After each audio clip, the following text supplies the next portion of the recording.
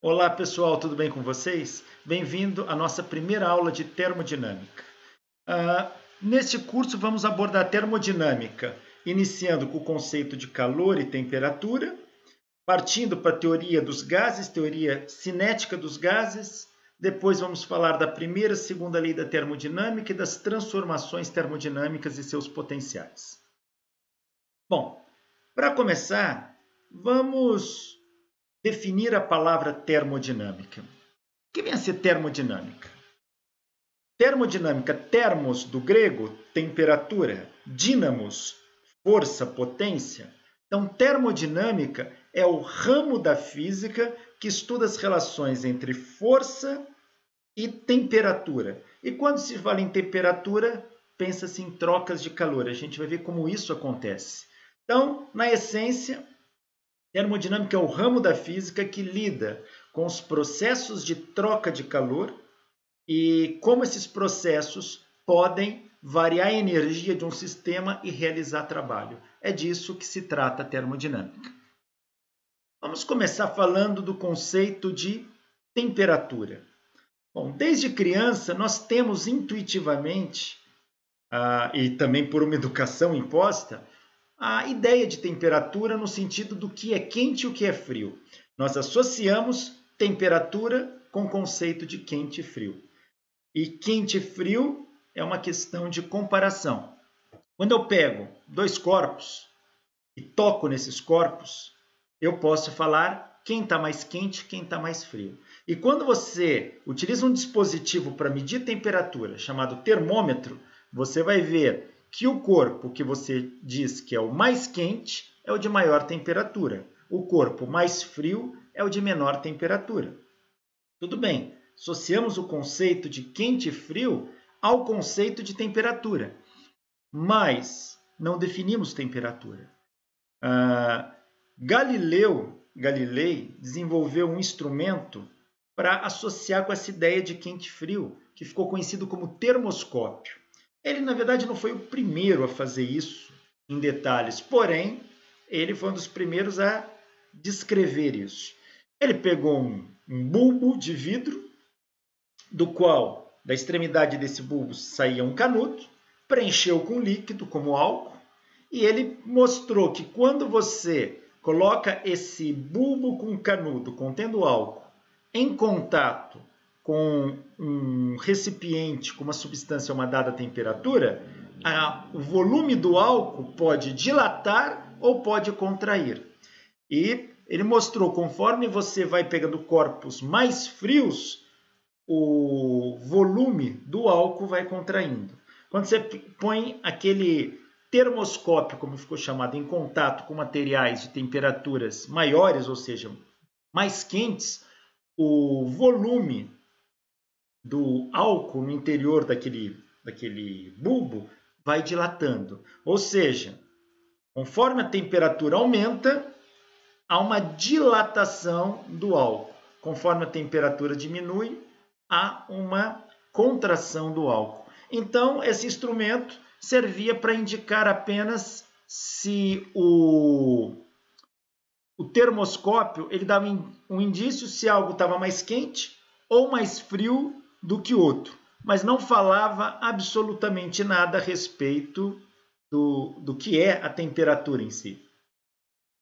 Baseando-se no termoscópio de Galileu, muitos outros pesquisadores vão desenvolver o termômetro, que é o termoscópio com uma escala graduada. O que é o termômetro? Você toma dois parâmetros de referência, dois pontos de referência, uma vez que o quente e o frio depende de comparação, eu só posso dizer que um corpo está quente se eu tenho frio para comparar.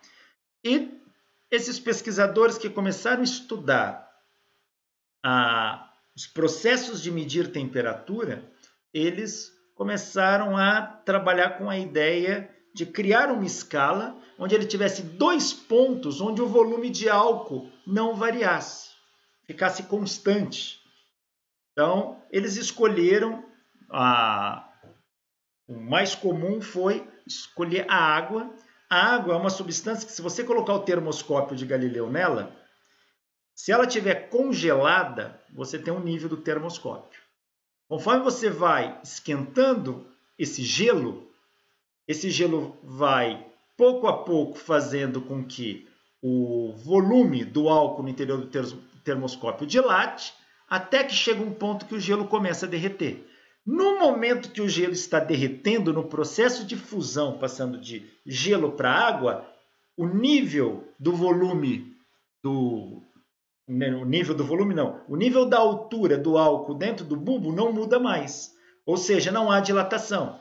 Então, durante o processo de fusão, o nível do álcool no interior do termoscópio não muda. Isso mostra que a temperatura não está variando ali.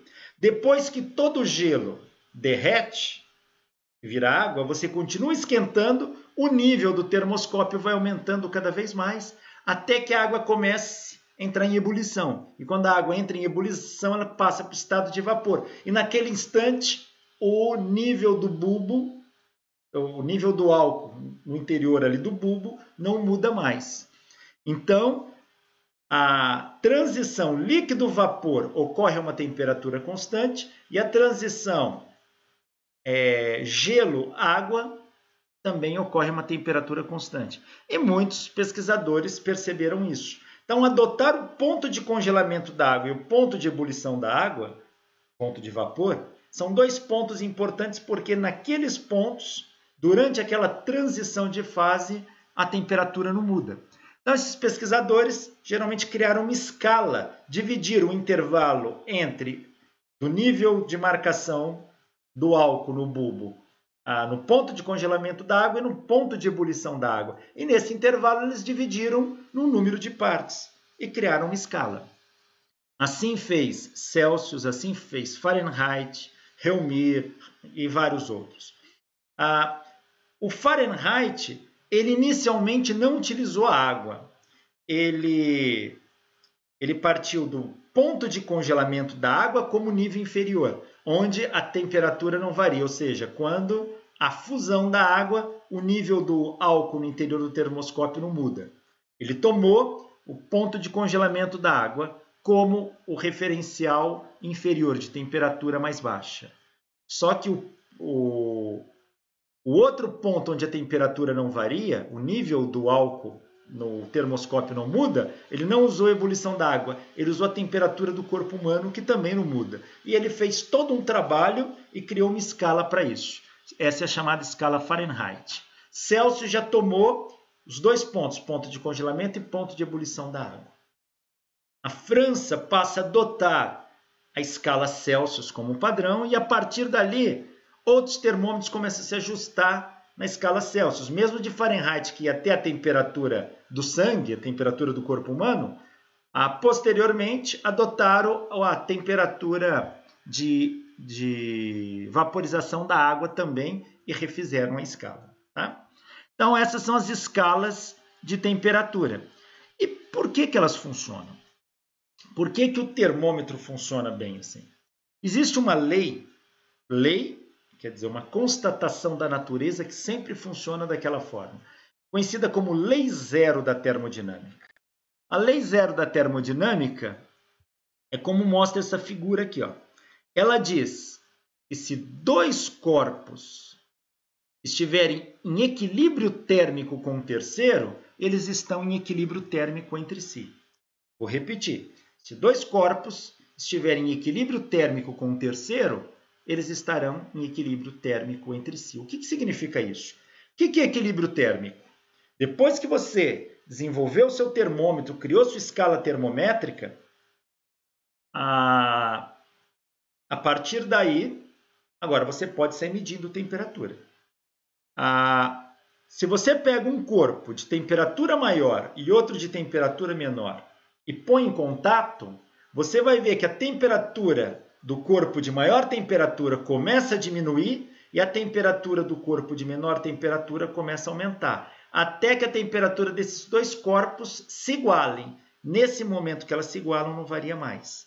Então, o corpo mais quente diminui sua temperatura, o corpo mais frio aumenta até que os dois atinjam a mesma temperatura. Quando os corpos atingem a mesma temperatura, nós falamos que eles atingiram o equilíbrio térmico.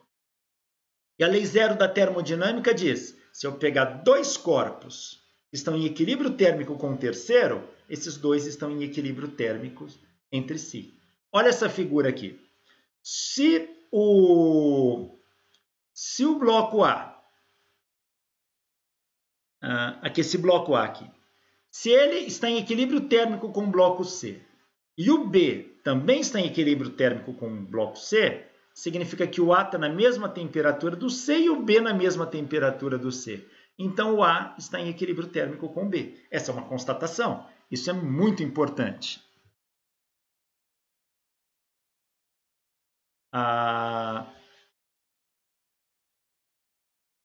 Aqui, ó. O A em equilíbrio térmico com C, o B em equilíbrio térmico com C, significa que eles estão em equilíbrio térmico entre si. É esta lei que permite eu colocar o termômetro embaixo do braço e se o mercúrio ou o álcool dentro do mercúrio, dentro do termômetro, estiver em equilíbrio térmico com o vidro e o vidro atingir o equilíbrio térmico com o meu corpo, então o mercúrio vai estar à mesma temperatura do meu corpo. É assim que funciona. Numa escala termométrica, deixa eu só ver se eu tenho uma canetinha aqui para... Não, aqui não tenho. Eu vou abrir uma janela aqui, só para fazer um desenho para vocês. Deixa eu pegar aqui. Eu posso riscar e fica mais fácil para vocês observarem isso. Só abrir aqui que eu preciso preparar a janela.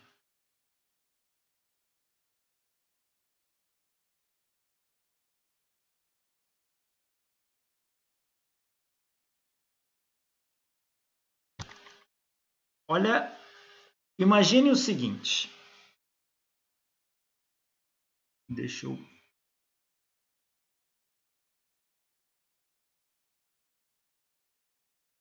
Então, um pincel aqui, cadê? Cor.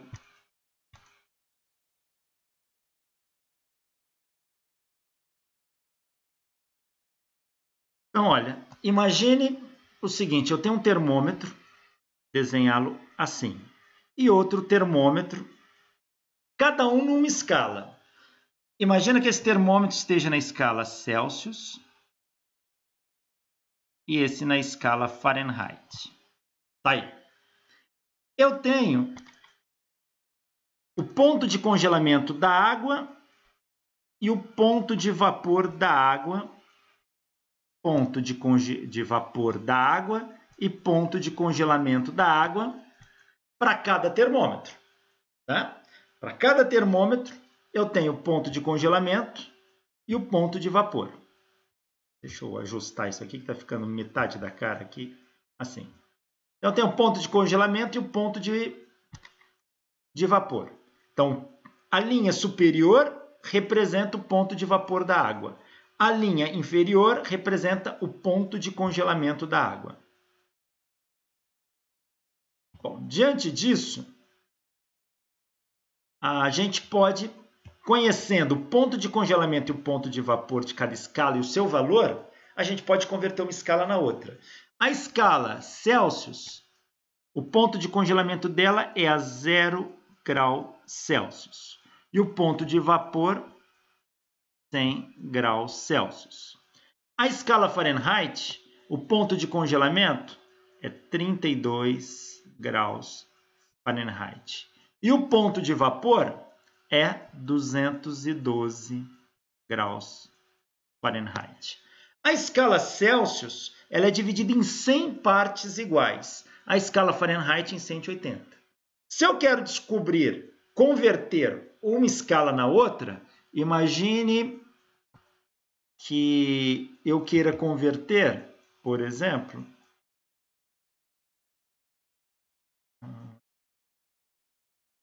um valor T graus Celsius, eu quero saber quanto ele corresponde na escala Fahrenheit, que eu vou chamar T graus Fahrenheit. Então, como é que eu faço essa conversão? Essa temperatura na escala Celsius corresponde a qual temperatura na escala Fahrenheit? Essa é a pergunta. Então, essa temperatura na escala Celsius corresponde a qual temperatura na escala Fahrenheit? Bom, o que nós sabemos é como essas variações são proporcionais, então isso implica dizer que esta variação está para essa, assim como esta está para esta. Pois elas são proporcionais. Com isso, o que é que eu posso fazer? Eu posso escrever essas variações aqui. Então, nossa, tem uma mensagem aqui que fica aparecendo tampa a minha tela. Deixa eu só... aqui. Então, eu posso escrever isso aqui assim. Esta variação é temperatura em Celsius menos zero. Dividido pela variação toda aqui, é 100 menos zero. Isso tem que ser igual a esta variação, que é a temperatura em Fahrenheit,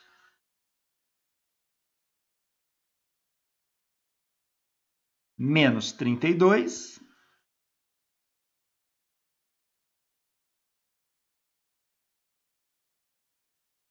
dividido por toda essa variação, que é 212.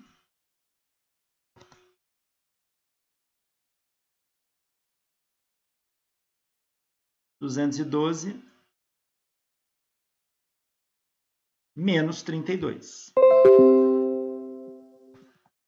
Só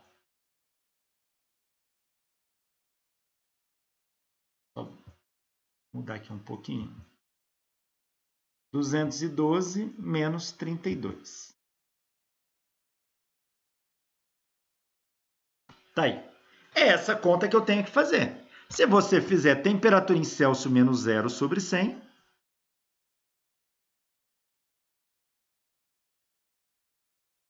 e a temperatura em Fahrenheit menos 32 sobre 180. Está aqui. Se eu der o valor da temperatura em Celsius, eu descubro a Fahrenheit. Se eu der a temperatura em Fahrenheit, eu descubro a temperatura em Celsius. Assim, eu converto uma escala na outra. É assim que a gente executa. Tá? Então, a lei zero da termodinâmica, ela que determina, que me garante que quando dois corpos em temperaturas diferentes são colocados próximos entre si, eles vão atingir o equilíbrio térmico. E eles trocam alguma coisa. O que é que eles trocam? Eles trocam calor. O que é calor? Calor é energia térmica. Na verdade, se discute muito hoje em dia o conceito de calor como energia. Calor é um processo. Tá? Quando corpos estão a temperaturas diferentes, uma energia sai do corpo de maior temperatura e flui para o corpo de menor temperatura. O processo de transferência de energia de um corpo ao outro a gente chama de calor. Tá? Então, calor é a transferência de energia de um corpo ao outro devido a uma diferença de temperatura. Quando dois corpos estão a temperaturas diferentes, uma energia chamada energia térmica é transferida de um corpo ao outro devido a essa diferença de temperatura. E esse processo é chamado calor. Então, a gente não costuma dizer que um corpo tem calor. Não, calor é o processo em si. Quando energia é transferida de um corpo ao outro pela diferença de temperatura, a gente chama de calor. Quando for por outro processo, que não diferença de temperatura, a gente chama de trabalho. Tá? É simples assim. A variação de energia ela é igual a trabalho quando não está envolvido diferença de temperatura. Variação de energia é igual a calor ou energia térmica, propriamente dita, quando está associado a diferença de temperatura. Tá bom? Então, nós temos equações de conversão Olha só esse probleminha aqui, ó. Dá para ver aqui na tela? Dá, né? Bom, olha só. Viviane mede a temperatura de seu filhinho de 6 meses, que está doente, com um termômetro calibrado na escala Celsius. Ele lê 40 graus Celsius. Então, ela telefona ao médico procurando orientação. Quando ela informa ao médico a temperatura do bebê, o médico pergunta: quanto é isto em Fahrenheit? Ela faz a conversão usando e responde 102 graus Fahrenheit. Ela fez a conversão corretamente? Vamos ver. É só montar lá. A gente mostrou que a temperatura em Celsius sobre 5 é igual à temperatura em Fahrenheit menos 32. A temperatura em Celsius sobre 100 é igual à temperatura em Fahrenheit menos 32 sobre 180. Mas 100 e 180 dá para simplificar. Dá para simplificar. Se eu simplificar por 20, vai dar a temperatura em Celsius sobre 5 é igual a Fahrenheit menos 32 sobre 9. Passo 5 para lá multiplicando, eu vou ter que a temperatura em Celsius... Ixi, como a qualidade disso aqui é ruim. A temperatura em Celsius vai ser 5 nonos da temperatura em Fahrenheit menos 32.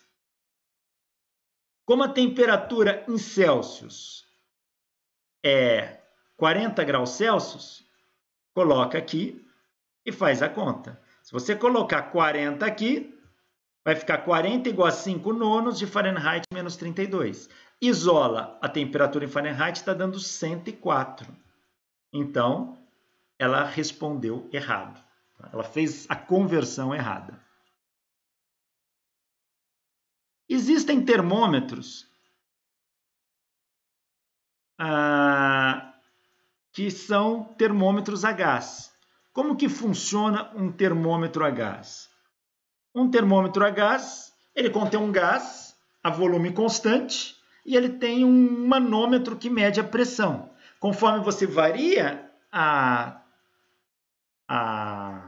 temperatura daquele sistema, a pressão vai variar. Se você fizer a medida da variação da pressão, você consegue descobrir a variação de temperatura associada a ele. Então, esse é chamado termômetro a gás.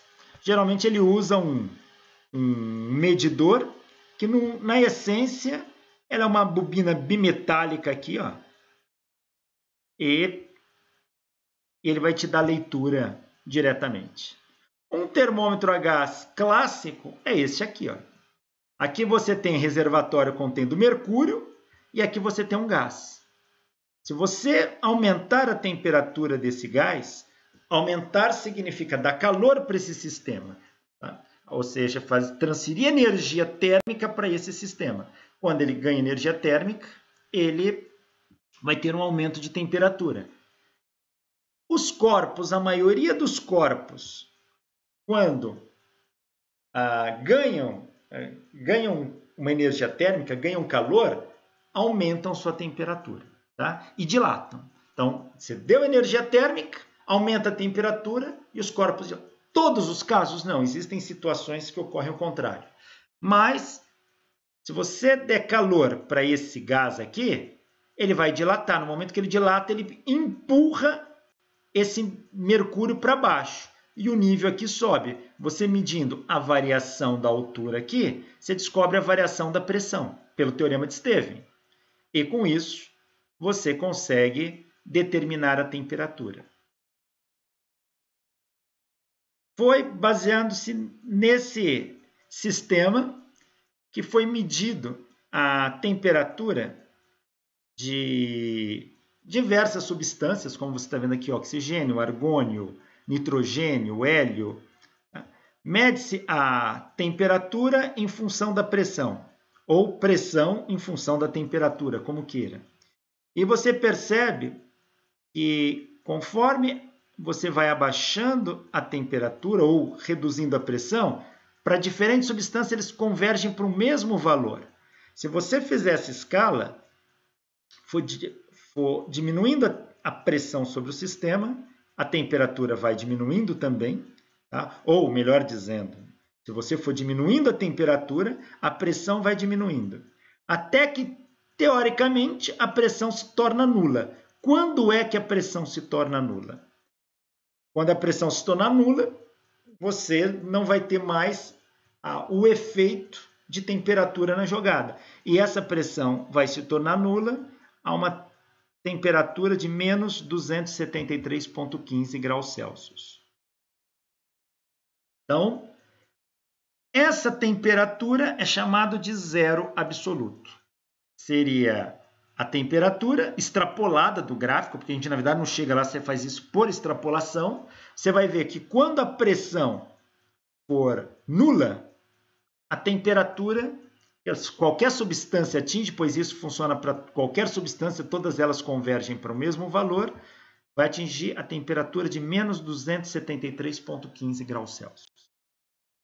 Essa temperatura foi definida por Kelvin como zero absoluto. Então, da partir daí vamos criar uma escala chamada escala Kelvin, cuja a menor temperatura é o zero absoluto.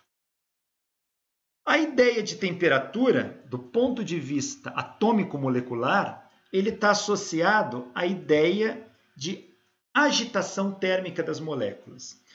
Quando você dá calor para um sistema, esse sistema, um gás, por exemplo, ele ganha energia, as suas moléculas aumentam a velocidade com que elas se movimentam, velocidades translacionais. A gente chama isso de agitação molecular.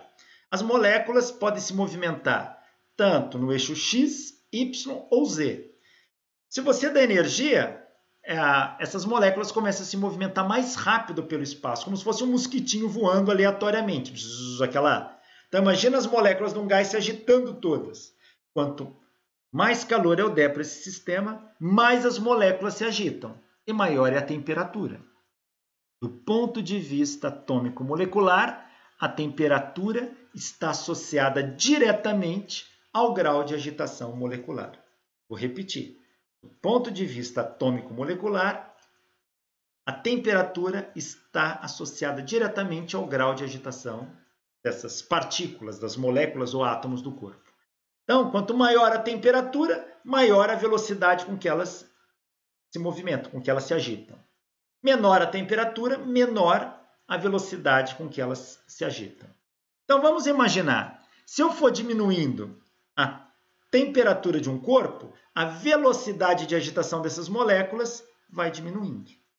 E se eu diminuir mais a temperatura, a agitação, a velocidade com que elas se agitam diminui mais ainda. E se eu for diminuindo mais ainda a temperatura, a velocidade de agitação diminui mais ainda. Eu consigo diminuir a temperatura até quando?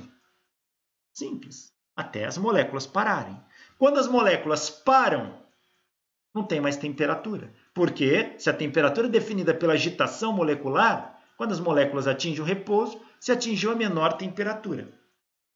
Esta menor temperatura é o que nós chamamos de zero absoluto. E esta menor temperatura que corresponde a menos 273,15 graus Celsius. Então, vamos fixar a ideia novamente. Se eu for diminuindo a temperatura, o grau de agitação molecular diminui até o momento que as moléculas param. Quando elas atingem isso, o que é que vai acontecer? Atingiu a menor temperatura. Essa foi a ideia, lá no século XIX. E, com o experimento do termômetro a gás, essa menor temperatura corresponde a menos 273,15 graus Celsius, que é o zero absoluto, ou zero da escala Kelvin. Zero Kelvin, a gente não usa o termo grau para escala Kelvin. Zero Kelvin corresponde a menos 273,15 graus Celsius. E essa seria, teoricamente, a temperatura onde as moléculas estariam paradas. Mas como essa ideia foi desenvolvida lá no século XIX, e naquela época não se conhecia mecânica quântica.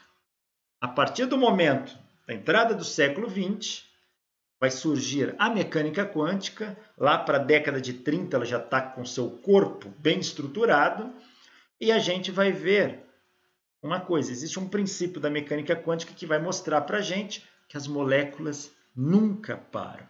Tá? As moléculas nunca param. Isso viola o princípio da incerteza de Heisenberg da mecânica quântica. Se as moléculas nunca param, então o que seria o zero absoluto? Seria um estado com que elas vibram na menor energia possível. Então, as moléculas, a velocidade molecular não atinge o zero, ela não para. Ela tem uma menor vibração, uma mínima velocidade, mas que não é nula. Tá? Então, no zero, então agora corrigindo, no zero Kelvin, as moléculas não param, elas atingem o estado com a mínima velocidade de vibração. Ok? E essa é a ideia que nós associamos aos... Só um momento aqui, ligar a fonte de energia que caiu. Então, essa é a ideia que nós associamos ao zero absoluto. Quando é que se atinge o zero absoluto? Quando as moléculas atingem o estado de menor energia. A gente falou que as moléculas, a temperatura está associada à velocidade, é verdade. Mas a associação que a gente faz mais diretamente é temperatura, é uma medida da energia cinética média das moléculas de um corpo. Vou repetir, temperatura é uma medida da energia cinética média das moléculas de um corpo. Então, temperatura está associada à energia cinética média das moléculas de um corpo. Bom, vamos em frente. Vamos falar de gases ideais. O que é um gás ideal? Gás ideal é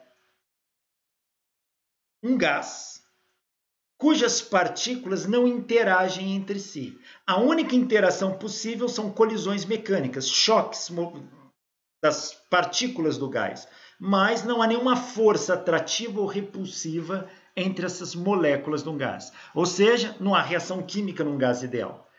Por isso que ele é chamado ideal. Na prática, esse gás não existe. Gás ideal não existe aqui. Mas eu posso aproximar um gás real para um gás ideal. Como que eu faço isso? Diminuindo a densidade do gás.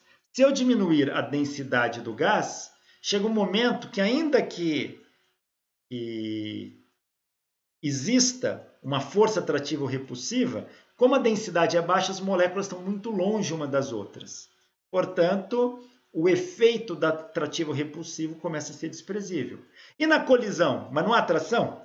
Pode ocorrer, mas a colisão é tão rápida que não há tempo para isso. Então, um gás real se aproxima de um gás ideal quando a sua densidade se torna muito baixa. A gente vai trabalhar com o conceito de... Nós vamos trabalhar com o conceito de gás ideal.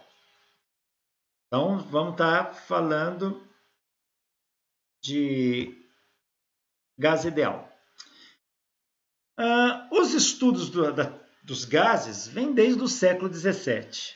Um dos primeiros trabalhos surgiu com Robert Boyle. Robert Boyle era um físico e químico, lá no século XVII, 1600 e alguma coisa, e ele começou a fazer um estudo do comportamento dos gases sob dada condição. A condição que ele utilizou foi temperatura constante.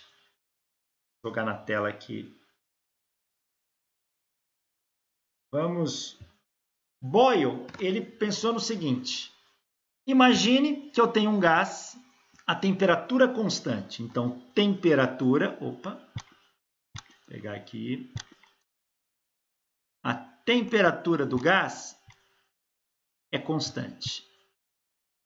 E ele vai aumentar a pressão e ver o que acontece com o volume desse gás. Então, ele monta um sistema como se fosse um cilindro. E aqui ele põe um pistão.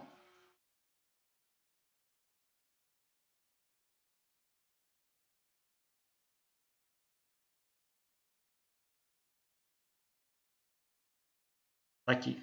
Ele vai exercer uma pressão aqui, ó. E vai ver o que acontece com esse volume. O gás está aqui. São as moléculas do gás ali dentro.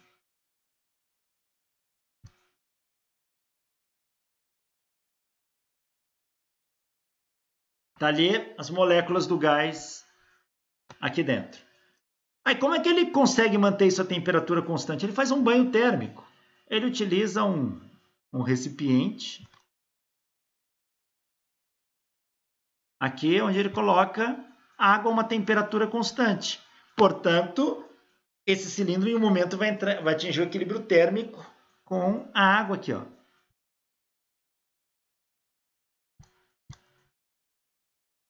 Na hora que atingir o equilíbrio térmico com a água, bom, o gás está numa temperatura constante.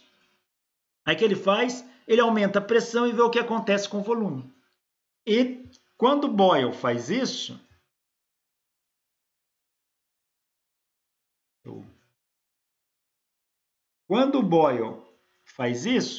o que é que nós vamos ter? Ele vai mostrar que o comportamento desse sistema é esse aqui. Se ele fizer um gráfico de pressão em função do volume, ele mostra que isso dá uma hipérbole equilátera. É o comportamento de grandezas inversamente proporcionais.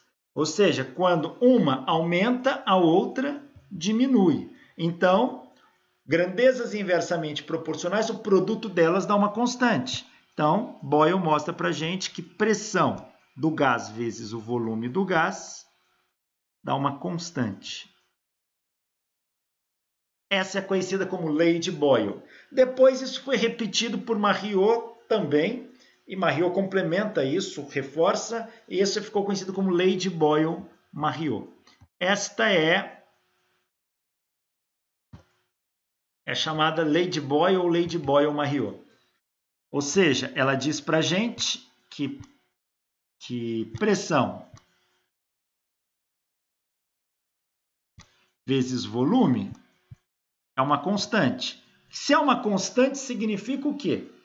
Que se eu mudar uma dessas variáveis, a outra também vai mudar, mas o produto não muda.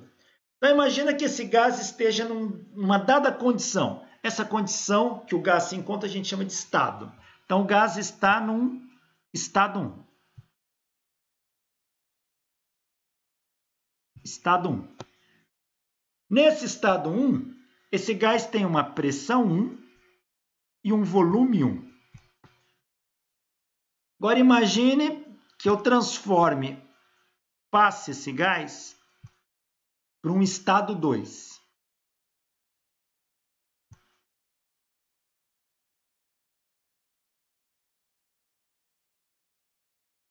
Significa que a pressão e o volume vão mudar para esse novo estado.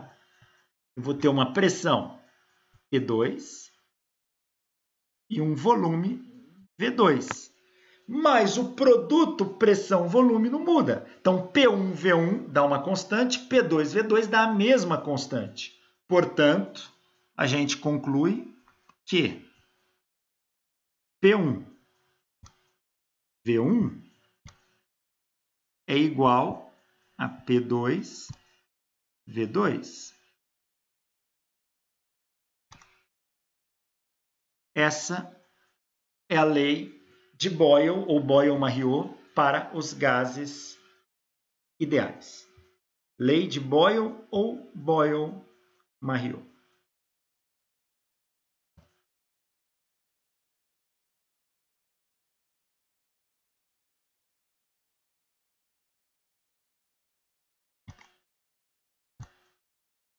Então, está aqui a lei de Boyle. PV é igual a uma constante. Outros pesquisadores apareceram e também desenvolveram suas próprias leis de gases. Então, entre eles, Jacques Alexandre César Charles, foi um físico também. Depois, Gay-Lussac complementa. E Charles e Gay-Lussac vão fazer experimentos envolvendo o comportamento de gases e gases ideais, sempre na condição de idealidade. Tá? Charles ele vai fazer o seguinte experimento.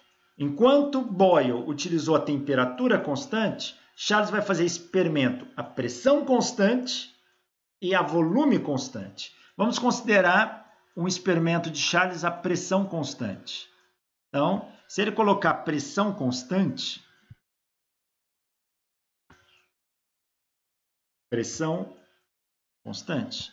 sim.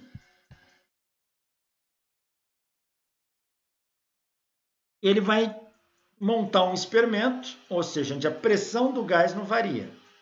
E como que ele faz isso?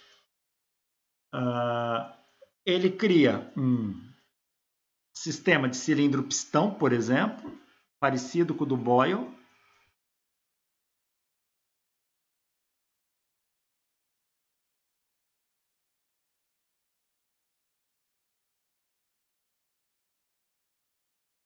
E deixa eu ver se eu consigo desenhar isso aqui. Aqui estão as moléculas do gás. E não exerce nenhuma pressão aqui sobre o êmbolo. Se ele não exerce nenhuma pressão, não empurra, ele deixa quem agir sobre o êmbolo? O próprio ar. Então, o ar exerce uma pressão atmosférica, que essa não muda.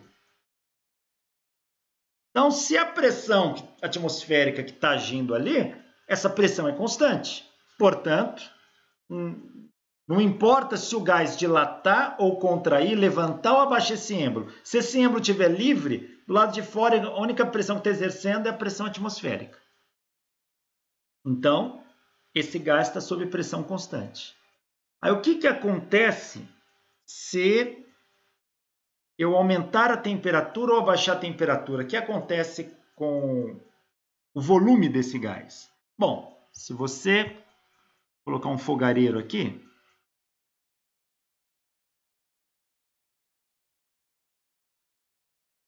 uma chama aqui, conforme você esquenta isso, você vai aumentar a temperatura.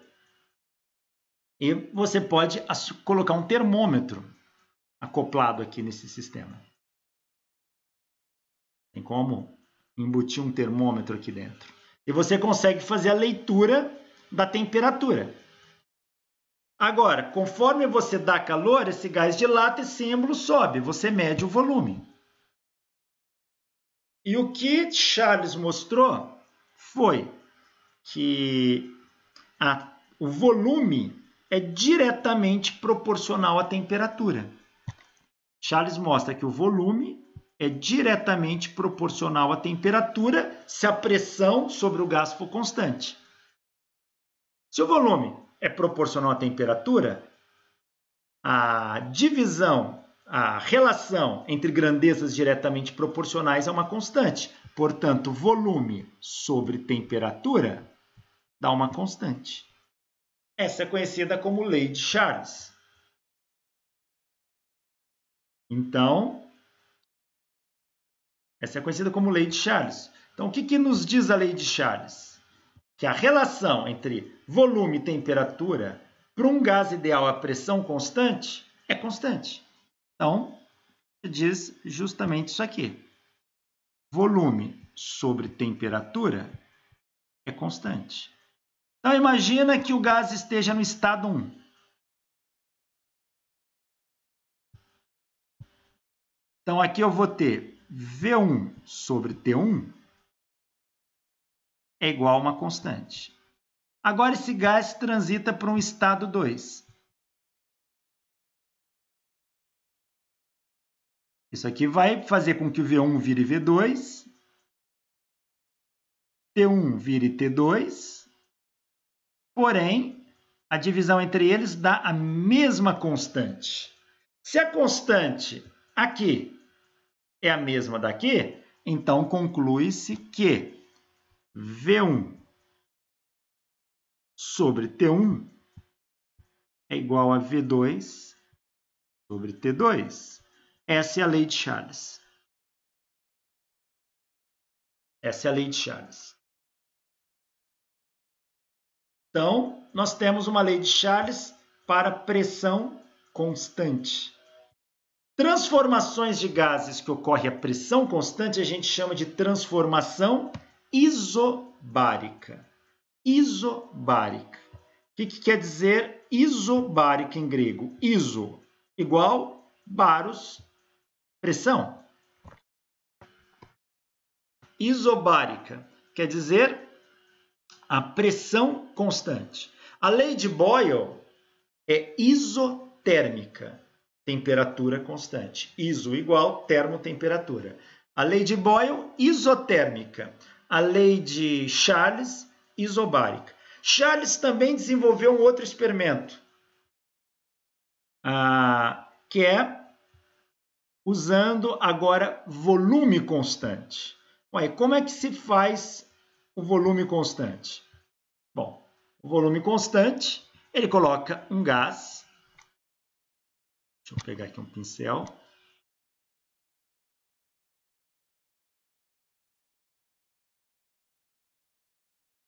Ele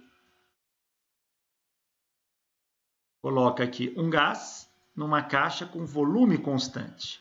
Volume constante, a gente vai chamar de transformação isocórica. Isocórica. Iso igual coros, volume. Isocórica, volume constante. Isocórica também é chamado de isométrica ou isovolumétrica, é a mesma coisa. Ele pega o gás, coloca numa caixa de volume constante. Pronto. Ali não tem por onde o gás sair, o volume não vai variar. Está ali o gás. Ele coloca um termômetro e ele coloca um manômetro. O que é um manômetro? Um aparelho de medir pressão. Ele instala aqui um manômetro. Aquele reloginho igual do extintor de incêndio, na época dele não era bem assim, mas era algo, um medidor de pressão. E aí ele aquece esse sistema. Põe fogo, aquece. Conforme ele põe fogo, a caixa tem volume constante, mas a agitação molecular do gás aumenta, a temperatura aumenta, as moléculas batem com mais força na parede desse recipiente, aumenta a pressão. E o que Charles constata é que, neste caso, a pressão é diretamente proporcional à temperatura. A pressão é diretamente proporcional à temperatura. Portanto, grandezas proporcionais à divisão entre elas me dá uma constante. Se eu pegar a pressão e dividir pela temperatura, isso me dá uma constante. Essa é outra lei de Charles. Tá? Houve um físico também chamado Gay-Lussac. Gay-Lussac também desenvolveu esses experimentos. E tem uma das leis aqui que é conhecida como lei de Charles e Gay-Lussac. Nunca lembro se é essa ou se é anterior. Uma é Charles sozinho, outra é Charles e Gay-Lussac. Mas temos aqui a constatação que pressão sobre temperatura é constante se o volume for constante, para um gás ideal. Isto significa dizer, então, que se o volume for constante, ou seja, para volume constante, imagina que o gás esteja no estado 1. Ele vai ter uma pressão 1, uma temperatura 1. Ou melhor até dizendo, né? A relação pressão-temperatura é constante. Então, vou apagar isso aqui. Então, a relação pressão 1 por temperatura 1 é constante. Agora, esse gás transita para um estado 2.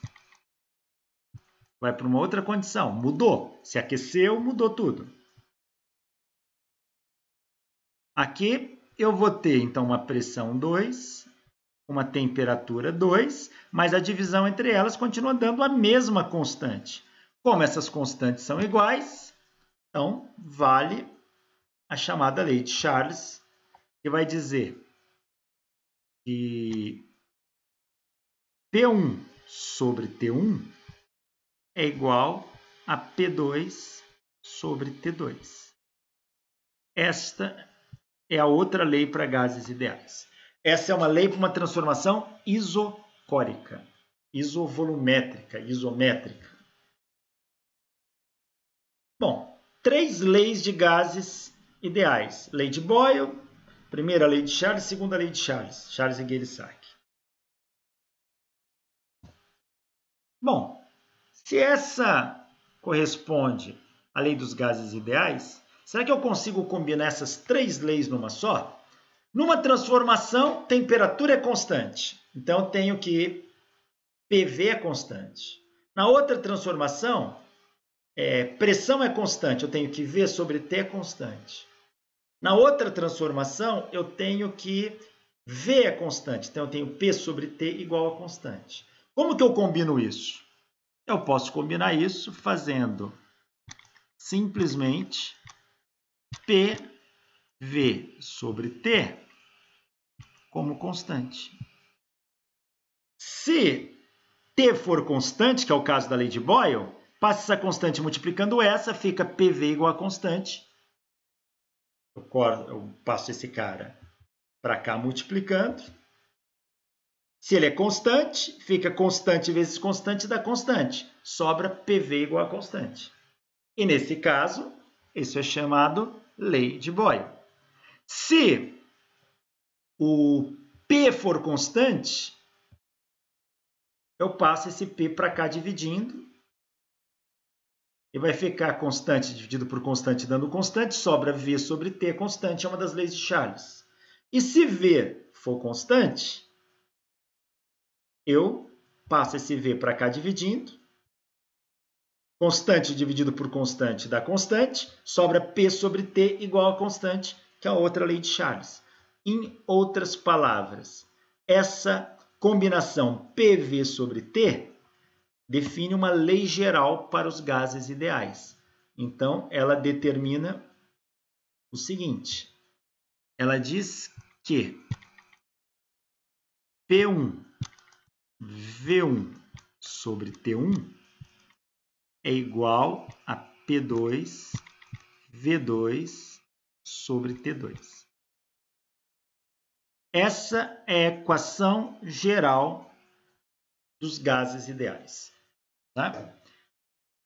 Pressão, volume e temperatura num dado estado tem que ser igual a pressão vezes volume sobre temperatura num outro estado. Essa é a famosa equação geral dos gases ideais. Um físico chamado Clapeyron, francês, ele começou a trabalhar com essa equação de maneira empírica, ou seja, no laboratório, fazendo medidas, e ele queria saber essa constante. Ela era independente de qualquer variável ou ela variava com alguma coisa? Ela é constante numa dada condição, mas o que poderia alterar? E ele fez medidas, várias medidas, e ele constatou o seguinte, que pressão vezes volume sobre temperatura é constante para um dado número de mols.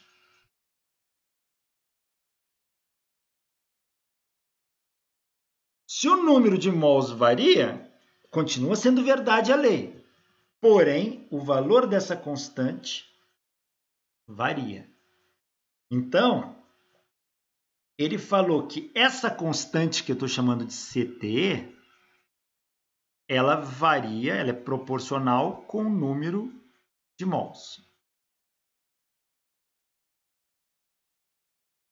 Em outras palavras, toda vez que eu tiver uma proporcionalidade, eu posso escrever isso igualando desde que surja uma constante. O que ele fez foi mostrar que eu posso escrever isso por meio de uma nova constante. Então, ele fez isso aqui assim. Essa constante vai ser o número de mols, vezes uma nova constante que eu vou chamar de R. Então, essa constante é o número de mols vezes uma outra constante e que ele percebeu que não variava com mais nenhum parâmetro. Então, ele troca essa constante por N vezes R. Então, ele O que ele faz, na verdade, ele troca aquela constante por N vezes R e a equação geral dos gases fica escrita desta forma. PV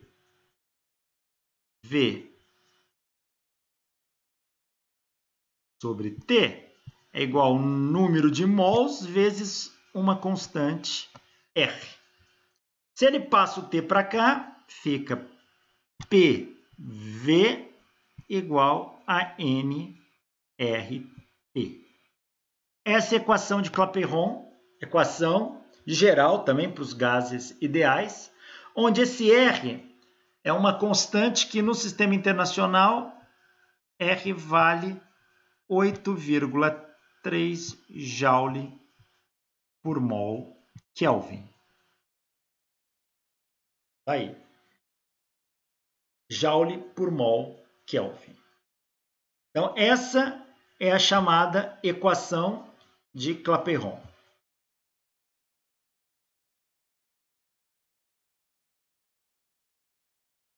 Tá aí. Então, se a gente acompanhar aqui, PV é igual a uma constante vezes T. Essa constante Clapeyron chamou de NR, tá? Ou seja, ele fez mostrando que isso era proporcional ao número de mols. Mas a gente tem uma outra transformação que dá para fazer também. Deixa eu ver. Como que eu calculo número de moléculas? Vamos voltar aqui para outra tela. Número de moléculas. Bom, o número de moléculas pode ser calculado da seguinte maneira.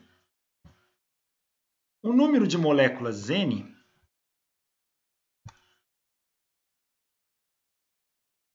é calculado pelo número de mols vezes o número de Avogadro. Número de Avogadro, determinado pelo físico Amedeo Avogadro, é um número que representa uma quantidade de alguma coisa hoje em dia. Você pode falar, do mesmo jeito que você fala, uma dezena são 10 unidades de qualquer coisa, uma dúzia, 12 unidades de qualquer coisa, uma centena, 100 unidades de qualquer coisa. Um mol é um número de Avogadro de qualquer coisa. E quanto que vale esse número de Avogadro? O número de Avogadro, ele vale 6,02 vezes 10 a 23 unidades de qualquer coisa. Avogadro não aplicou isso a qualquer coisa. Ele fez isso para medida de número de moléculas, tá? Então, quando a gente faz medida de número de moléculas, a gente vai chamar isso de mol. O que é um mol? É um número de Avogadro de moléculas. O que são 2 mols? São 2 números de Avogadro de moléculas. O que são 10 mols? 10 números de Avogadro de moléculas. Então, como que eu calculo número de moléculas? É o número de mols vezes o número de Avogadro. Número de mols vezes o número de Avogadro. E se isto é verdade, vamos limpar a tela aqui.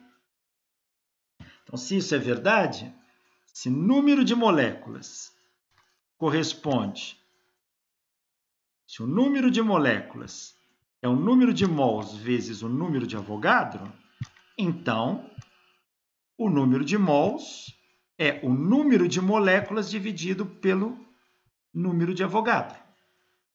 Se eu substituir o número de mols na equação de Clapeyron, eu vou ter que PV é igual a NRT. Se eu trocar esse N pelo número de Avogadro, isso aqui vai ficar assim. PV igual a N, número de moléculas sobre número de Avogadro, RT. Mas número de Avogadro é uma constante, é um número fixo, 6,02 vezes 10 é 23. Então, se eu pegar a constante universal dos gases, o R chamado constante universal dos gases, e dividir pelo número de Avogadro, isso me dá uma nova constante. A gente vai chamar de constante de Boltzmann. E eu vou escrever isso aqui assim.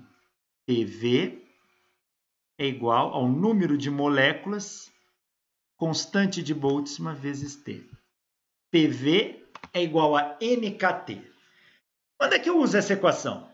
Se eu te der número de moléculas, você usa PV igual a NKT. Se eu te der número de mols, você usa PV igual a nRT. Então, é muito simples. Depende qual delas eu quero usar. Se eu te der número de moléculas, PV, NKT. Se eu te der número de mols, PV igual a nRT. Então, tá aqui. Essa é a equação. Tá aqui, ó. Essa aqui é a equação. PV igual a NKT. K, esse K minúsculo, é a constante de Boltzmann, que medida experimentalmente, ela vale 1,38 vezes 10 a menos 23 joules por Kelvin. 1,38 vezes 10 a menos 23 joule por Kelvin. E temos a equação de Clapeyron, PV igual a nRT.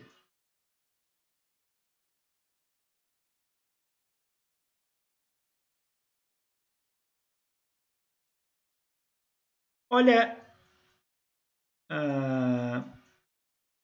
vamos ver aqui, olha, pressões parciais. Se a gente tem uma mistura de 2 ou mais gases, e se essa mistura for suficientemente diluída, tá, para que a gente possa considerar isso um gás ideal, então a gente pode pensar em cada gás como ocupando todo o volume do recipiente. Isto vale porque o volume das moléculas individualmente, ou seja, de cada molécula do gás, é desprezível em comparação com o volume do espaço vazio que a cerca. Nesse caso, a pressão total exercida pela mistura é igual à soma das pressões exercidas individualmente pelos gases da mistura, chamada de pressões parciais. Além disso, a pressão parcial de cada gás da mistura é a pressão que ele exerceria se só ele ocupasse o recipiente.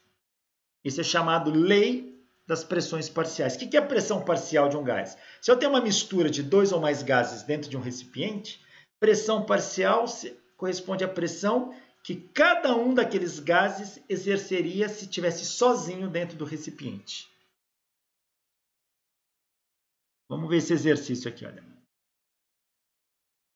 Um tanque de oxigênio de 20 litros está a pressão de 0,30 atmosfera, 0,30 vezes a pressão atmosférica. E um tanque de nitrogênio de 30 litros está a pressão de 0,60 vezes a pressão atmosférica. A temperatura de cada gás é 300 Kelvin. Os dois gases estão à mesma temperatura. O oxigênio é, então, transferido para o recipiente de 30 litros, que contém o nitrogênio. Então, eu pego o oxigênio que estava no recipiente de 30 litros e jogo ele dentro do recipiente... pego o oxigênio que estava no recipiente de 20 litros e jogo ele dentro do recipiente de 30 litros que está o nitrogênio. Então, eu vou misturar nitrogênio com oxigênio. Lembra, gás ideal não vai ter reação química. E os dois gases vão se misturar. Pergunta, qual a pressão da mistura se a temperatura é mantida a 300 kelvins? Se a temperatura é mantida a 300 kelvins, primeira coisa, nós temos uma transformação aí, uma mudança isotérmica. Então, essa mistura ocorre numa condição isotérmica. Ou seja, temperatura constante. Quem vai ser a pressão da mistura? Vai ser a pressão parcial de oxigênio mais a pressão parcial de nitrogênio. Quem é a pressão parcial de oxigênio? É a pressão que o oxigênio exerceria sozinho dentro do volume com 30 litros. Quem é a pressão parcial de nitrogênio? É a pressão que o nitrogênio exerceria sozinho dentro do volume de 30 litros. Tá? Como isso aqui está a uma temperatura constante, uso a lei de Boyle. P1V1 igual a P2V2. Como ele quer a pressão final, a pressão 2, que é a final, é V1, P1, V1 sobre V2. Aqui ele está chamando de IF, índice inicial e final. Então, pressão inicial, volume inicial, igual a pressão final, volume final. Então, a pressão inicial é volume inicial, volume final, dividido pela pressão inicial. Agora, quem é a pressão de oxigênio? Eu vou considerar como se o oxigênio estivesse ocupando sozinho aquele volume. Então, vai ser o volume inicial do oxigênio era 20. Volume final sozinho, 30. Vezes a pressão, 0,30 vezes a pressão atmosférica. Fazendo essa conta, a pressão parcial de oxigênio é de 0,20 vezes a pressão atmosférica. A pressão parcial de nitrogênio é o volume inicial de nitrogênio, que é 30, pelo volume final de nitrogênio, que é 30, vezes a pressão que ele ocuparia, que é 0,6, que continua, não mudou o nitrogênio, ele continua ocupando exercendo a mesma pressão. Quem é a pressão final desse sistema? A pressão final desse sistema vai ser a pressão parcial de oxigênio mais a pressão parcial de nitrogênio. Pressão parcial de oxigênio é 0,2. De nitrogênio é 0,6. Isso vai dar 0,8 vezes a pressão atmosférica. Então, está aí um exemplo bem interessante.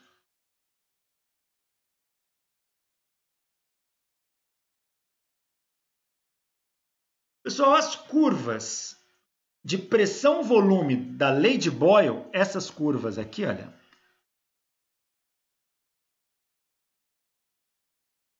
Esse gráfico aqui, ó. Pressão em função do volume, dando essas hipérboles. Cada uma dessa foi feita numa dada temperatura, porque a lei de Boyle funciona para uma dada temperatura. Então, quando a temperatura era T3, PV igual a constante deu essa curva. Quando a temperatura é T2, PV igual a constante deu essa curva. Quando a temperatura é P1, PV igual a constante deu essa curva. Então, repare que a temperatura vai diminuindo daqui para cá. Então, essa aqui é uma curva de uma dada temperatura. Essa numa temperatura maior, essa numa temperatura maior ainda. Essas curvas de temperatura constante são chamadas de isotermas. Isotermas. Curvas de temperatura constante.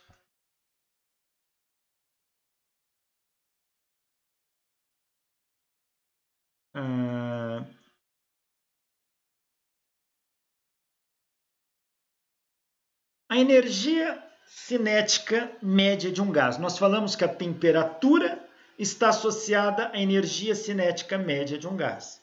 Como que a gente mostra isso? Isso aqui faz parte de uma teoria da mecânica estatística chamada teoria cinética dos gases. A gente vai abordar de uma forma bem simples. Imagine, olha esta caixa que está aqui. Deixa eu ver a caixa aqui.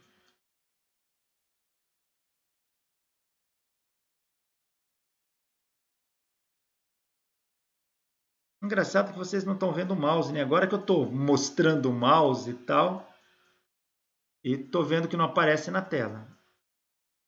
Bom, olha essa caixa no canto superior direito, aqui. Imagine essa caixa contendo moléculas aí de um gás, contendo um gás dentro dela, bem rarefeito. Essa caixa, ela tem o seu comprimento ao longo do eixo X, sua altura ao longo do eixo Y e a sua largura aqui ao longo do eixo Z. Olhe bem para essa caixa. Eu vou até aumentar o tamanho dela aqui. Imagine uma molécula que esteja transitando ao longo do eixo X. Vamos olhar somente para o eixo X. Então, uma molécula está caminhando daqui para cá. Esse recipiente tem as paredes retangulares. Ele tem um volume V, contém N moléculas de um gás. Cada molécula tem uma massa eminho, uma massa muito pequenininha, eminho. E elas se movem com uma velocidade V. Tá? O que a gente vai calcular aqui, se eu quero calcular a energia cinética média dessas moléculas, eu vou precisar descobrir com qual a velocidade com que essas moléculas se movimentam. A energia cinética é meio de mv². Porém, eu posso fazer isso para uma molécula, mas quando eu tenho uma quantidade grande de moléculas, por exemplo, um mol de moléculas, fazendo isso para cada molécula, sendo que essas moléculas têm movimento aleatório, isso se torna bastante complicado. O que a gente vai fazer? A gente vai usar a teoria da termodinâmica para tirar a informação estatística do comportamento desse gás. Então, olha, vamos imaginar a seguinte situação. Pense numa molécula se movimentando com uma velocidade v ao longo do eixo x. E a gente quer calcular a força que essa molécula exerce sobre a parede aqui do lado direito, tá? Perpendicular ao eixo x. Essa parede tem uma área A. Deixa eu ver se aqui tem alguma ferramenta que eu possa utilizar. Não tem uma canetinha nisso aqui? Deixa eu ver se tem aqui só um momento. Caramba! Geralmente, quando abre o PDF em outros editores, ele tem uma caneta que a gente possa usar. Aqui não tem. Bom, mas enfim. Então, essa parede do lado direito e do lado esquerdo tem uma área A. Então, imagine uma molécula viajando, voando aqui, da parede esquerda para a parede direita, paralela ao eixo X. Essas moléculas que atingem a parede do lado direito, elas gastam um tempo para isso. Elas atingem essa parede no intervalo de tempo ΔT. E qual a distância que elas percorrem nesse intervalo de tempo? Como distância é velocidade vezes tempo, e a velocidade na direção de x. Então, a distância que elas percorrem é Vx ΔT. Vx ΔT, como mostra aí em cima da caixa. Velocidade vezes tempo me dá a distância. Então, essas moléculas, as moléculas que atingem esta parede no intervalo de tempo ΔT, são aquelas que se encontram a uma distância de até V ΔT da parede, conforme mostra essa figura. E que estão se movendo para a direita. Então, isso não pode perder a visão. Uma vez, não sei se vocês estão vendo o mouse aqui. Assim, o número de moléculas que atinge essa parede num dado intervalo de tempo ΔT é um número de moléculas por unidade de volume multiplicado pelo volume. Se eu pego alguma coisa por volume e multiplico por volume, me dá aquela coisa. Se eu pego A sobre volume vezes volume, me dá A. Se eu pegar o número de moléculas por unidade de volume e multiplicar pelo volume, me dá o número de moléculas. Então, olha a conta aqui no texto. Ó. Então, o número de moléculas que atinge num dado intervalo de tempo a parede da direita, por unidade de volume, vai ser N sobre V, vezes o volume V. Agora, como que eu calculo esse volume? Olha aqui, o volume vai ser a distância Vx ΔT vezes a área da parede. A Vx ΔT me dá o volume. E eu vou multiplicar por meio, porque eu estou fazendo uma estatística agora. Se eu estou pegando a caixa e só estou olhando para o eixo X, ao longo do eixo X as moléculas podem estar se movimentando para a direita ou para a esquerda. Como é igualmente provável ir para a direita ou para a esquerda, então estou considerando que metade delas estão atingindo essa parede. Então, o número de moléculas que atinge a parede num dado intervalo de tempo ΔT vai ser meio de N sobre V vezes a velocidade, aqui está em módulo, tá? Porque a gente pode estar a favor ou contra o eixo X, módulo da velocidade na direção X vezes ΔT vezes a área da parede. A componente X da quantidade de movimento de uma molécula vai ser mais mvx. Ou seja, quantidade de movimento é um momento linear. É massa vezes velocidade. Aquela que está indo na direção do eixo x vai ser mais mvx. A que estiver contrária ao eixo x vai ser menos mvx. Quando ela bate, a parede está aqui. A molécula vem, bate e volta. Ela bate e reflete. Se ela está vindo aqui, ela tem um momento mvx. Quando ela volta, ela tem um momento menos mvx. Qual foi a variação do momento linear ΔP? ΔP. Qual a variação do momento linear? O momento linear ΔP vai variar mvx depois menos mvx antes. Ou seja, isso aí vai dar 2mvx em módulo, tá? Porque senão isso vai ter um número negativo aí. Então, a variação do momento linear é 2mvx. Então, posso escrever como 2mvx. Esse é o momento linear de uma molécula.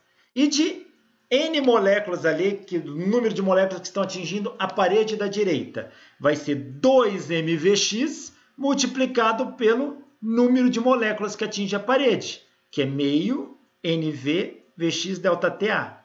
Fazendo essa conta, isso aqui vai dar Vx vezes Vx vai dar Vx ao quadrado. N sobre V, mvx quadrado, A vezes ΔT. O que é como que a gente pode pensar na força? O valor da força exercida pela parede sobre as moléculas, que é a magnitude dessa força sobre a parede. A gente sabe lá da mecânica de Newton, física 1, que força resultante é a variação do momento linear no tempo. Então, se eu pegar a variação do momento linear no tempo, isso vai me dar força. Se eu dividir pela área, me dá pressão. Então, pressão é força por área. Então, como que eu calculo a força? ΔP sobre ΔT. Então, vai ser ΔP sobre ΔP sobre área. ΔP vai ser N sobre V mvx quadrado a ΔT. A ΔT embaixo cancela, sobra apenas N sobre V mvx quadrado. N sobre V mvx quadrado. Então, vão acompanhando, tá bem aqui, olha. Deixa eu ver se não tem mesmo uma ferramenta aqui que possa... talvez aqui realçar texto, achei uma aqui, ó. É aqui que eu tô... É nesse pedaço. Realça nada. Ué, como é que eu realço o texto? Só um momento.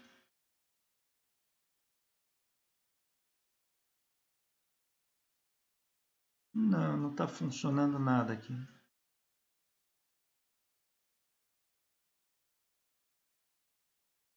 Não, que pena. Nota autoadesiva. Então, aqui ele puxou, mas não é. É aqui que eu estou falando, então onde eu pus esse balãozinho. Então, a pressão vai ser calculada como número de moléculas sobre volume vezes a massa de uma molécula vezes a velocidade na direção x ao quadrado. Se esse funcionou, o realçar texto tem que funcionar também.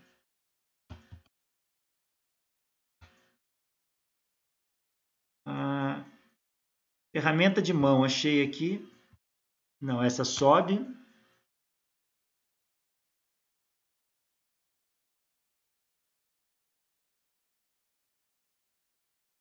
É aqui, ó, que eu estou falando. Bom, agora eu vou... Agora preciso tirar isso, né? Sacoleta. Vamos lá. Tá aqui. Então, é aqui que eu estou. Se eu passar o volume para cá multiplicando, eu vou ter que PV é igual a N mvx quadrado. Bom, como eu só estou considerando as moléculas ao longo do eixo X, para dar conta de todas as moléculas do gás, eu vou ter a componente de velocidade nos eixos Y e no eixo Z. E como nem todas as moléculas têm a mesma velocidade, então eu não vou calcular Vx ao quadrado, eu vou pegar o valor médio de Vx ao quadrado. Então, para que todas essas moléculas, como elas podem ter velocidades diferentes, mesmo na direção do eixo X, para que eu possa calcular, fazer esse cálculo, eu vou pegar o valor médio da velocidade na direção x ao quadrado. Então, é o valor médio de vx quadrado. Se eu colocar aqui na equação e multiplicar e dividir por 2, o que não altera em nada, eu vou ter aqui. Eu vou ter exatamente... Deixa eu só ver como é que está isso aqui, que eu estou...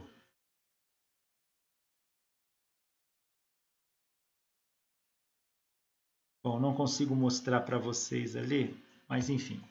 Ó, eu vou tentar grifar aqui para vocês se situarem onde eu estou. É aqui, ó. Então, se eu multiplicar e dividir por 2 a equação de cima, eu vou ter 2n meio de mvx quadrado médio, para poder pegar as velocidades quadráticas médias que estão aí.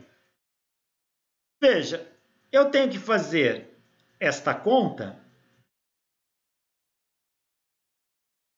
para o eixo x, para o eixo y e para o eixo z. Se eu fizer essa conta para os 3 eixos, eu vou ter uma velocidade quadrática x, uma velocidade quadrática y, uma velocidade quadrática em z. Se eu pegar, somar todas essas, isso aí vai me dar a velocidade quadrática média desse sistema. Mas como, estatisticamente, a velocidade média no eixo x, no eixo y, no eixo z são iguais, então, aqui estou marcando aqui, ó, aqui que eu estou me referindo.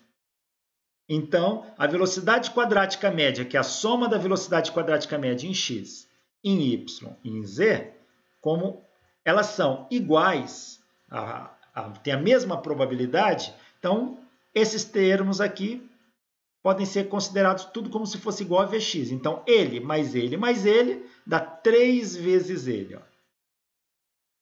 Então, se eu substituir na equação de cima e lembrar que a velocidade quadrática média, ou eu posso escolher PV. PV não é 2n meio de mvx quadrado, mas quem é PV? PV é nkt, olha aqui, ó. PV é nkt. Se PV é nkt, eu posso passar esse 2, cortar o n dos dois lados e passar esse 2 para lá dividindo. Vai dar meio de kt igual a meio de mvx quadrado médio.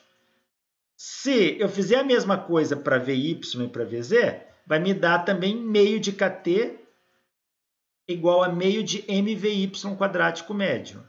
E meio de kt é meio de mvz quadrático médio. Como a energia cinética no eixo x médio, no eixo y médio, no eixo z médio, a energia média, como é que eu vou obter disso? Eu vou ter que pegar a velocidade quadrática média da velocidade quadrática do eixo x, y e z, que é o que está aqui. E como a velocidade quadrática média em x é igual em y, que é igual em z, somando isso vai dar 3 vezes a velocidade média em x. Se eu tenho 3 vezes a velocidade média em x, então o que eu posso fazer? A velocidade quadrática média em x vai ser 1/3 da velocidade quadrática média total.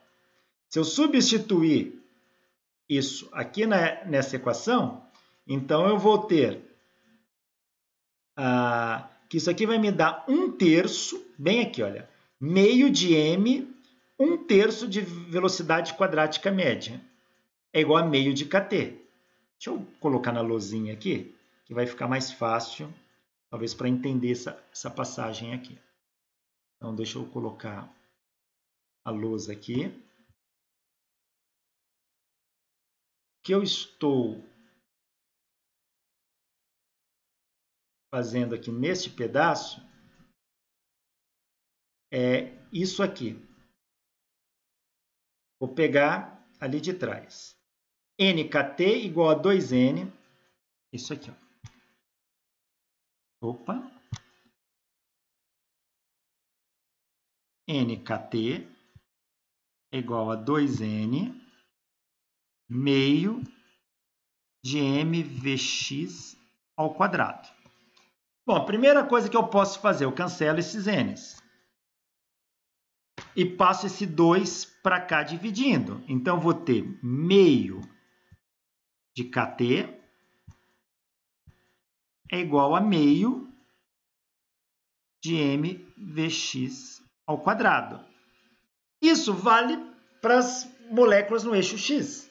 Mas como a velocidade quadrática média no eixo X, no eixo Y e no eixo Z, os três eixos das moléculas têm igual probabilidade de se movimentar nesses eixos, o valor médio, tanto em X quanto em Y quanto em Z, vai ser igual. Então, eu posso afirmar que Vx quadrado é igual a Vy ao quadrado, que é igual a Vz quadrado. Diante dessa informação, eu tenho, então, meio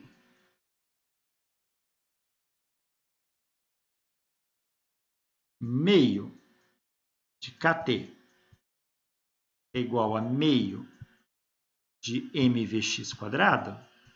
Como que eu calculo a velocidade quadrática média? A velocidade quadrática média, fazer uma barrinha de média, ela vai ser a velocidade quadrado de x mais a velocidade ao quadrado de y mais a velocidade ao quadrado de z. Lembra que é um vetor velocidade. A soma ao módulo de um vetor...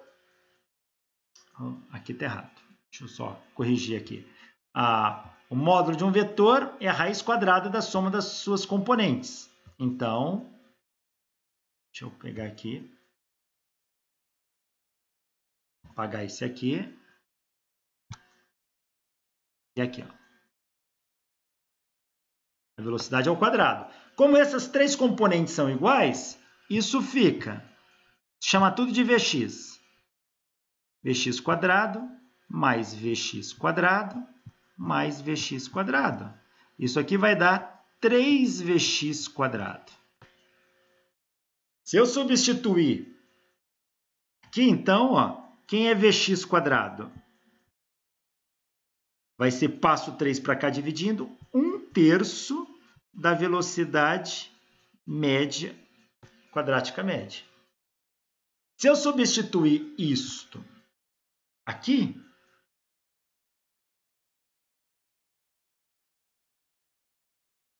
então eu vou chegar nessa equação aqui, ó. Deixa eu fazer aqui novamente. Então, eu vou chegar nisso aqui. Meio de KT igual a meio de MVx ao quadrado. Mas nós mostramos que Vx ao quadrado é a velocidade ao quadrado média sobre 3. Então, posso trocar aqui. Isso aqui vai ficar meio de KT igual a meio de M velocidade ao quadrado média sobre 3. Passo esse 3 para cá multiplicando e eu vou ter meio de M velocidade ao quadrado média vai ser 3 meios de KT. Então, veja essa relação. Meio mv quadrado médio. V quadrado médio é a velocidade, é a média das velocidades ao quadrado das moléculas do gás nas três direções, x, y e z. Isso tem que ser igual a 3 meios de KT. Se isto é verdade, então, concluindo, eu vou ter que meio de mv ao quadrado médio é igual a 3 meios de KT. Mas o que é meio de mv quadrado médio? Isso é energia cinética média das moléculas do gás, que eu vou chamar de casão, ou energia cinética energia cinética média, essa barrinha média das moléculas do gás. Ela vale quanto? 3/2 de kT. Quem é K? K é a constante de Boltzmann, T é temperatura. Ou seja, a energia cinética média é diretamente proporcional à temperatura. Tá? Que é o que a gente já havia falado lá no início. Quanto maior o grau de agitação molecular, maior vai ser. Então, é isso que nós... Opa, como é que eu disse? Então, é isso que está aqui nesse final. Ó. Energia cinética de quê? De movimento de se locomover ou se deslocar ao longo do eixo X, Y, Z. Esse movimento é chamado de translação.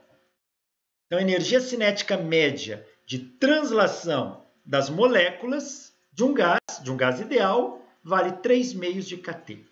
Existe um teorema muito importante chamado Teorema da Equipartição de Energia. E que diz esse Teorema da Equipartição de Energia? Esse teorema ele diz que quando uma substância está em equilíbrio, há uma energia média de 0,5 de kT por molécula ou 0,5 de RT por mol para cada grau de liberdade. Isso vem lá da mecânica estatística, que usa toda essa teoria estatística. Mas vamos entender o que significa o teorema da equipartição de energia. O que é o grau de liberdade que ele fala? Grau de liberdade é as direções na qual a molécula aqui pode se movimentar. Nesse caso, eixo X, Y e Z. Então, eu tenho 3 graus de liberdade translacional, um ao longo do eixo X, Y e Z. Se a molécula tivesse rotação, eu teria que ver os modos como ela rotaciona. Nós teríamos graus de liberdade rotacional. Então, o que esse teorema diz? Que se o gás estiver em equilíbrio, a energia cinética média do gás vai ser 0,5 de kT para cada molécula, em cada grau de liberdade, ou seja, em cada direção. As moléculas que se movimentam no eixo X têm 0,5 de kT de energia cinética.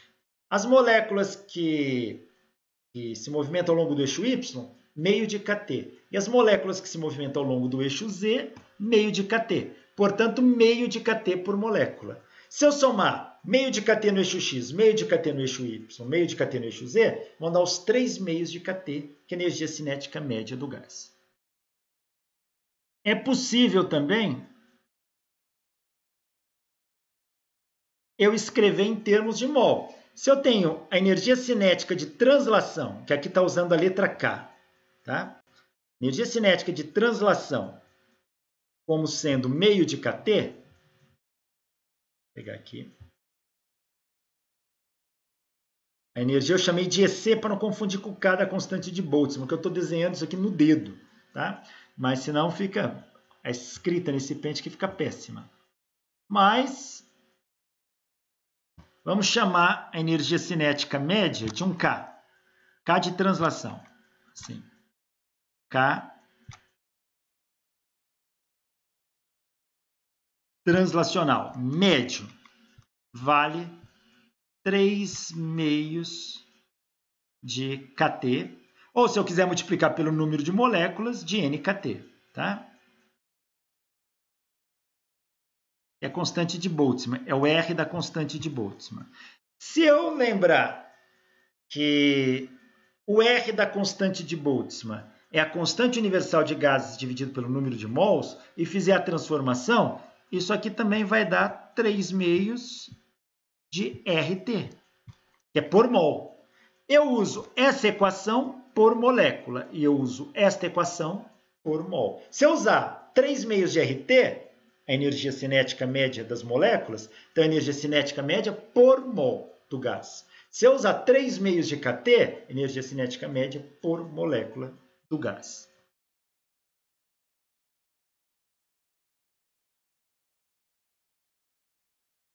Voltemos aqui ao texto. Então, olha,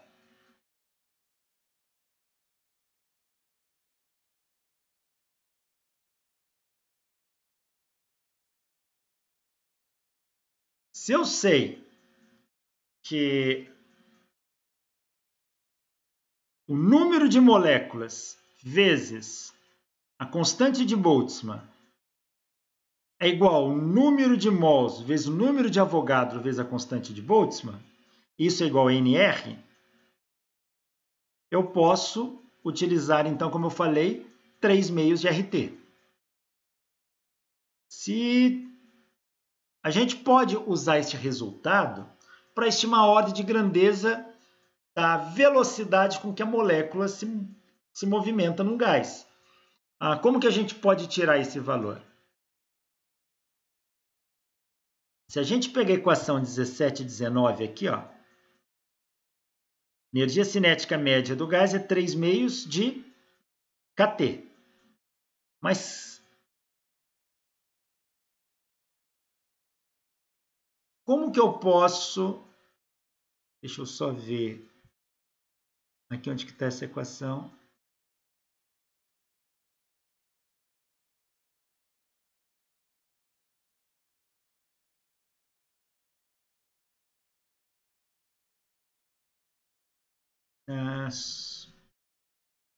Eu queria pegar a equação e fazer a transformação.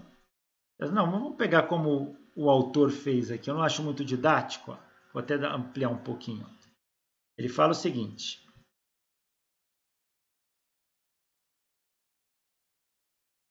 Ele diz o seguinte. Deixa eu colocar aqui para vocês enxergarem. Ele fala, a temperatura absoluta é, assim, uma medida de energia cinética média de translação das moléculas. A energia cinética total de translação de N mols do gás é dado por 3 meios de nRT. Tá? Por molécula, ou se eu multiplicar, vai ser 3 meios de nKT, por mol, 3 meios de nRT. Ele afirma isso. Aí ele fala, onde nós usamos NK como sendo N, número de Avogadro, K, que é NR. Tá? Então, essa transformação eu já fiz. Ele fala, podemos usar esse resultado para estimar a ordem de grandeza da rapidez das moléculas de um gás. O valor médio é, pela equação 17 e 19, esse aqui. Equação 17 e 19... que é 3 meios de kT igual a meio de mv quadrado. Então, ele faz isso aqui. Deixa eu pegar, colocar na lousinha aqui.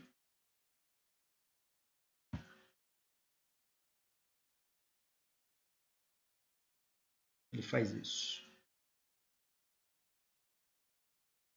Ele tem que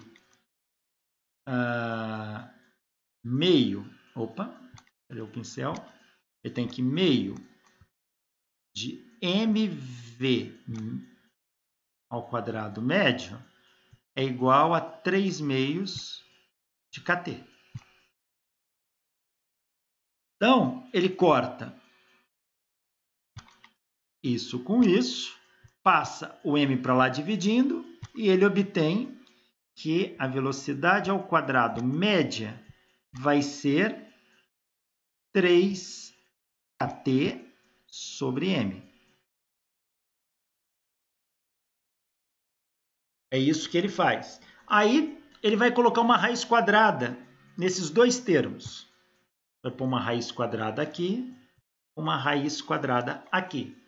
Raiz quadrada da média das velocidades ao quadrado, a gente dá um nome para isso.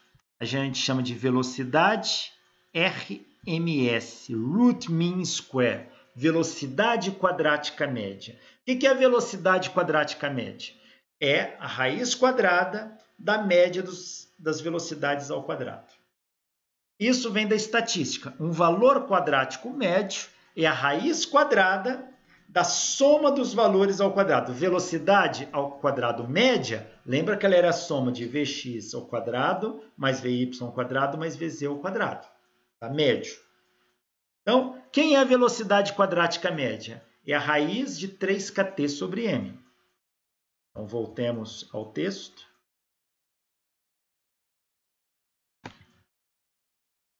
Raiz de 3kt sobre m. Então, deixa eu subir aqui. Onde que está isso? Aqui. Então, é isso aqui. Aonde ele vai trocar o k? Ele vai fazer a transformação k sobre n. Ele vai multiplicar em cima e embaixo pelo número de Avogadro e vai transformar isso em 3RT sobre m. Portanto, a velocidade quadrática média VRMS é a raiz quadrada de 3kt sobre m, que é igual a 3RT sobre m.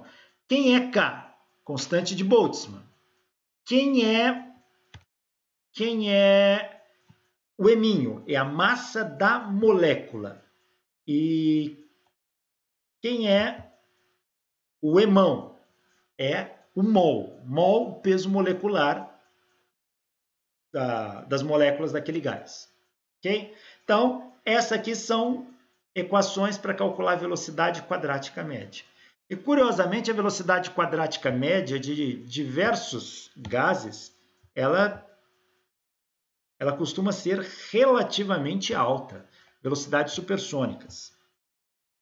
Aqui, só para você ter uma ideia, ele pede para calcular a velocidade quadrática média de uma molécula de oxigênio numa temperatura de 300 kelvins, sabendo que o mol, o peso molecular do oxigênio é 32 gramas por mol. Então é só colocar nessa equação aqui, ó. Velocidade é 3RT sobre m. Então 3R é a constante universal dos gases, T é a temperatura em Kelvin que ele deu e m a massa molecular do oxigênio. Fazendo essa conta, dá 484 metros por segundo. Isso aí vai dar próximo de 1.600 km por hora. Tá? Então, são velocidades supersônicas com que o gás se movimenta. Então, o que nós vimos aqui até agora? Conceito de temperatura e calor. Falamos um pouquinho da escala termométrica, do termoscópio, dos termômetros, como que faz a conversão de escala. Discutimos sobre o termômetro a gás e a temperatura em Kelvin. Falamos sobre teoria dos gases ideais, falamos lei de Boyle, Boyle-Mariot, Charles-Gay-Lussac. Falamos sobre a equação de Clapeyron. Usamos a equação de Clapeyron tanto na forma PV igual a nRT, quanto na forma PV igual a nKT. E fizemos a teoria cinética dos gases para mostrar que a energia cinética média das moléculas de um gás é dada por 3 meios de kT. Falamos do teorema da equipartição de energia, que fala que numa condição de equilíbrio, a energia cinética média das moléculas de um gás, que é 3 meios de kT, fica distribuída igualmente para cada grau de liberdade. Meio de kT para cada grau de liberdade. Meio de kT para o eixo x, meio de kT para o eixo y, meio de kT para o eixo z. E mostramos que a velocidade quadrática média das moléculas de um gás é a raiz quadrada de 3kt sobre a massa da molécula ou 3RT sobre o peso molecular da molécula, do gás. Ok? Vou parar por aqui. Em breve, a gente vai para a nossa segunda aula de termodinâmica. Até breve!